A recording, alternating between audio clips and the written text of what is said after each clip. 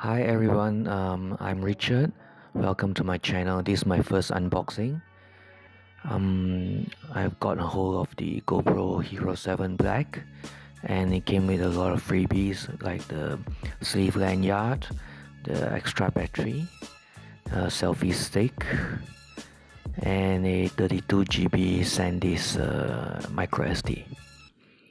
I've got this from the online shop. I'll leave the link below at the comments side. I'm quite impressed with the build quality of the GoPro and the new color, which is really black rather than the gray that we have previously. The casing is very sturdy and it's very tight for us to open, but which means less rattling.